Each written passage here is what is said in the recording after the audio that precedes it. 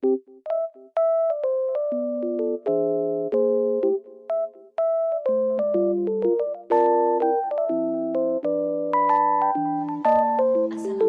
warahmatullahi wabarakatuh. Halo teman-teman, perkenalkan nama saya Hairunisa, biasa dipanggil Nisa. Saya mahasiswa semester 7 dari Universitas Pelita Bangsa. Di sini saya akan membuat video menanggapi suatu kasus perusahaan. Sebelumnya, tujuan saya membuat video ini yaitu guna untuk memenuhi tugas UTS mata kuliah Studi Kelayakan Bisnis dengan dosen pengampu Bapak Halipi Azizan. Saya dari kelas MA 21 C07 dengan NIM 112111527. Nah, berdasarkan video atau tugas yang telah diberikan Bapak dosen, di situ menjelaskan tentang suatu perusahaan atau perusahaan Tupperware yang akan mengajukan kebangkrutan pada tahun 2024. Sebelum lebih lanjut, saya akan sedikit menjelaskan tentang perusahaan Tupperware yang saya ketahui. Perusahaan Tupperware adalah perusahaan yang berasal dari Amerika Serikat. Perusahaan tersebut memproduksi peralatan rumah tangga yang berasal dari bahan plastik. Bahan bakunya yaitu bahan plastik. Peralatan rumah tangga yang membuatnya dengan bahan plastik. Contohnya seperti wadah penyimpanan, tempat makan 1 set, tempat minum 1 set, toples. Intinya itu peralatan rumah tangga ya teman-teman. Nah, di video tersebut perusahaan yang berasal dari Amerika Serikat ini sudah berdiri sejak 78 tahun yang lalu. Sudah lumayan lama bukan teman-teman? Nah, pada kasus tersebut Tupperware itu akan mengajukan kebangkrutan perusahaan. Padahal Tupperware itu yang saya ketahui dan pasti sudah tidak asing lagi di teman-teman semua juga kan. Tupperware itu tempat wadah penyimpanan yang sebegitu terkenal dengan kualitas produknya itu bagus, terus bahannya juga bagus gitu, kualitasnya baik, tapi dengan harga yang cukup bisa dikatakan yang beli itu kelas menengah ke atas ya teman-teman. Nah, di video tersebut itu menjelaskan apa sih penyebab perusahaan Tupperware ini bangkrut. Nah, pertama itu daya beli.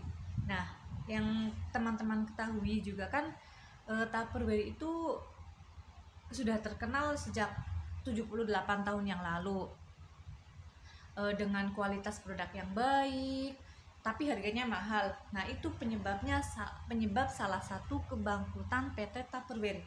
Pertama, daya beli.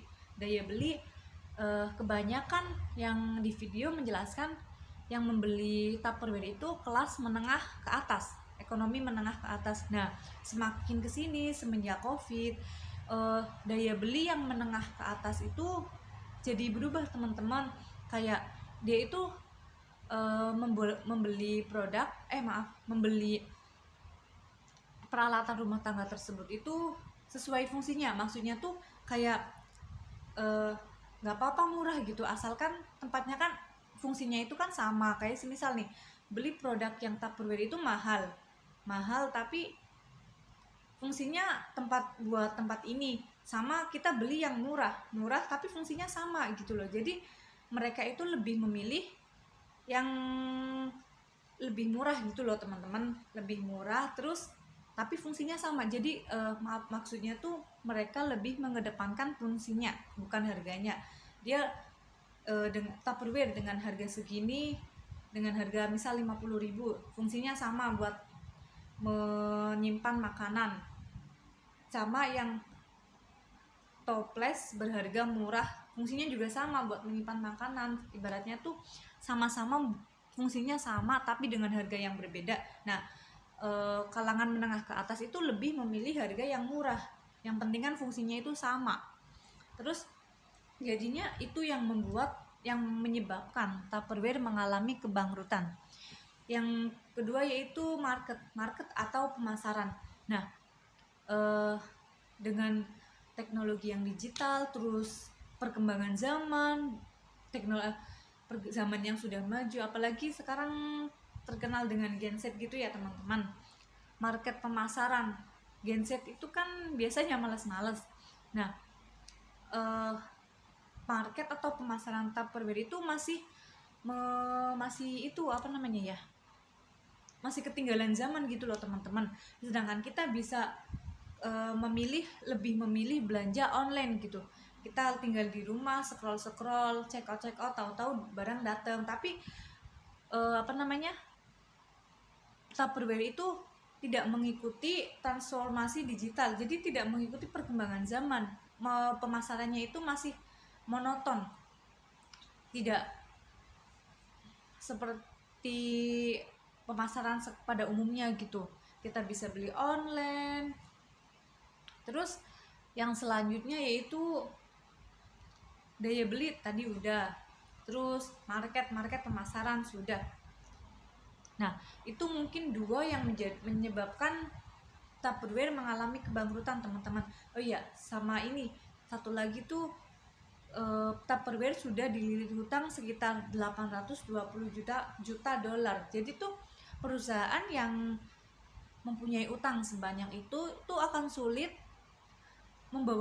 melakukan itu perusahaan yang sudah terlilit hutang, apalagi itu hutang dengan jumlah nominal yang besar ya teman-teman, itu akan sulit melakukan transformasi. Jadi tuh ibaratnya kayak kita usaha tapi hutang kita itu banyak, jadi itu susah untuk berkembang lagi gitu, susah untuk sukses lagi. Mungkin karena pengelola keuangan dari perusahaan Tupperware itu kurang baik ya teman-teman. Nah, berdasarkan kasus tersebut kita itu bisa dari kasus tersebut bisa memberikan pelajaran kepada kita semua, bukan kepada perusahaan Tupperware doang, tapi kepada kita ataupun perusahaan lain yang sedang berbisnis.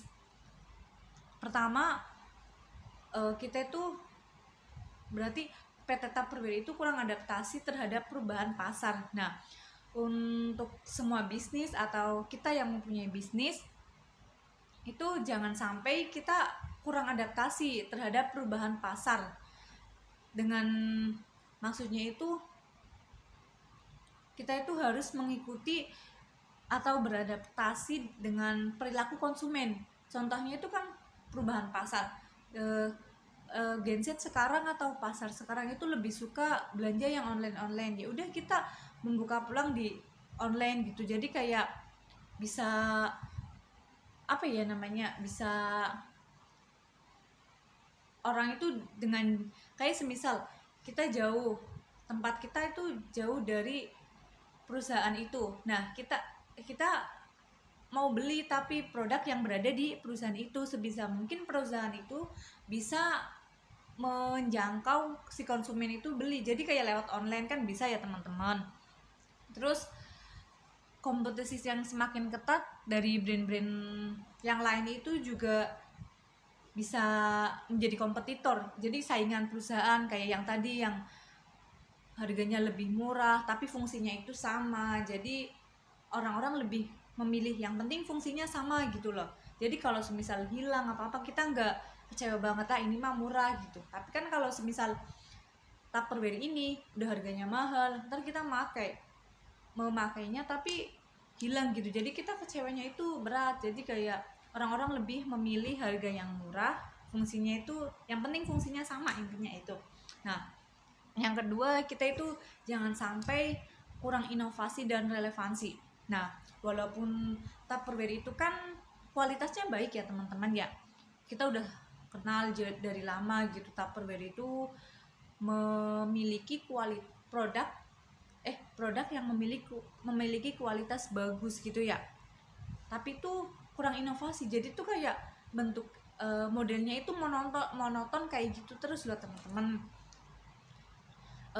Perusahaan itu perlu memperbaiki nilai mereka agar tetap relevan gitu. Jadi kayak mempertahankan nilai-nilai perusahaan tapi jangan sampai kita itu ketinggalan gitu loh. Jadi berinovasi, tetap terus berinovasi gitu.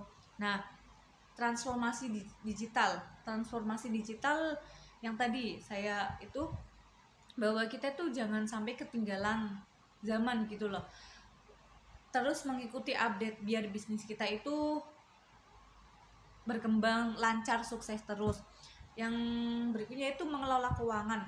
Jangan sampai kita membuka bisnis, intinya buat semua perusahaan atau terutama perusahaan Tupperware ya, semuanya perusahaan, seseorang yang sedang menjalankan bisnis, kita harus bisa mengelola keuangan.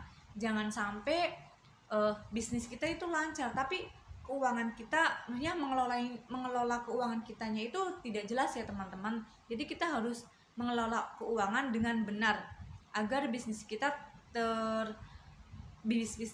tetap lancar. Soalnya kalau semisal perusahaan nih mempunyai utang yang tinggi gitu, utang tersebut itu akan membawa perusahaan itu sulit melakukan transformasi. Jadi kayak yang tadi, Tupperware itu terlilit utang 812 juta dolar Amerika. Berarti kan tinggi ya teman-teman utangnya. Jadi kayak sulit gitu melakukan transformasi. Terus pengelolaan keuangan tadi, kita harus benar-benar mengelola keuangan bisnis. Jadi biar tahu ini pemasukan berapa, pengeluaran berapa, terus kayak kita bisa mengetahui laba atau rugi dari bisnis kita tadi ya teman-teman. Terus kita bisa yang kita ambil pelajaran yang kita ambil dari PT Indonesia tersebut, legacy brand and modernisasi, menjadi kayak Tupperware kan itu merek yang sudah terkenal lama ya teman-teman, 78 tahun. 78 tahun itu bukan waktu yang lama lagi, tapi udah lama, lumayan lama lah ya teman-teman. Itu kayak tidak menjamin gitu loh, sudah mereknya lama, tidak menjamin bahwa bisnis tersebut itu akan lancar terus, sukses terus gitu ya teman-teman. Kalau misal kita nggak mengikuti perkembangan zaman kayak tadi, kita itu harus beradaptasi sama perubahan pasar gitu. Kayak semisal kita itu harus mengikuti perubahan pasar, contohnya kayak tadi yang jualan online, ya udah kita mengikuti jualan online biar produk kita itu bisa diakses dimanapun, jadinya tidak di lingkungan setempat tapi kayak yang jauh dari Sabang ataupun Merauke bisa mengakses perusahaan produk kita. Terus inovasi, kita sering-sering mengupdate, menginovasi, intinya tuh melakukan perubahan gitu, relevansi juga.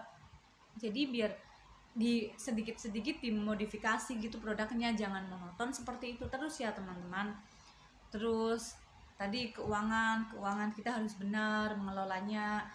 Transformasi digital, jangan sampai kita ketinggalan.